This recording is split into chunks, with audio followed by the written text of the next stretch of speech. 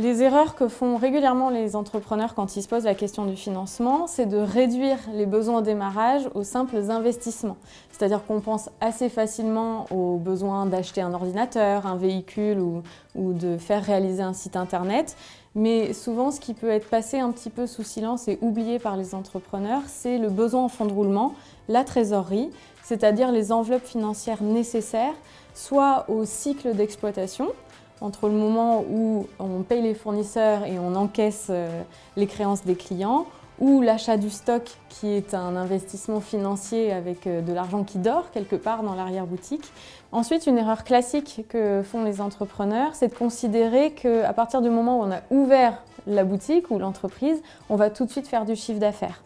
Ça, c'est une erreur qui a une incidence immédiate sur le financement, c'est-à-dire qu'on ne prévoit pas d'enveloppe suffisante pour assumer la montée en charge et le temps de conquête de parts de marché.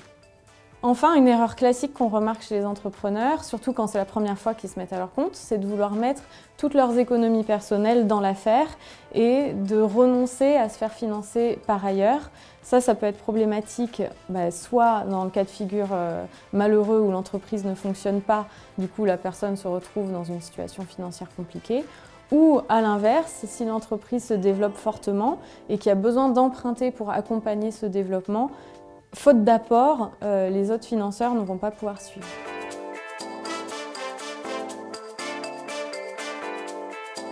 Le plus utile, ça a été d'établir et d'écrire un business plan clair, parce qu'avec ce business plan, j'ai pu ensuite aller démarcher des financeurs et panacher les financements, ce qui m'a permis de ne pas mettre que de l'argent de ma poche, d'aller voir une banque, d'aller voir Initiative Nièvre, qui m'a fait un prêt d'honneur, donc un prêt à taux zéro. J'ai aussi pu aller démarcher des partenaires et comme j'ai fait en plus une campagne de financement participatif en ligne, ça m'a permis de me faire une bonne trésorerie pour le lancement de mon entreprise.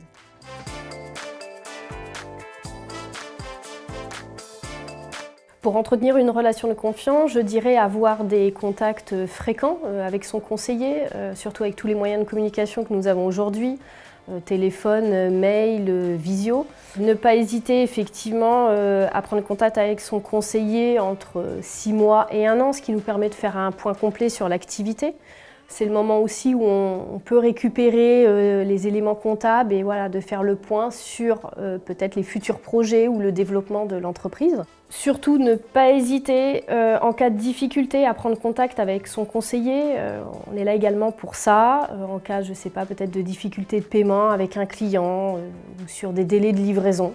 Donc, la Banque Populaire a mis en place justement une offre de parrainage dédiée à tous nos nouveaux clients, ce qui nous permet vraiment d'entretenir une relation de confiance en travaillant principalement le référencement.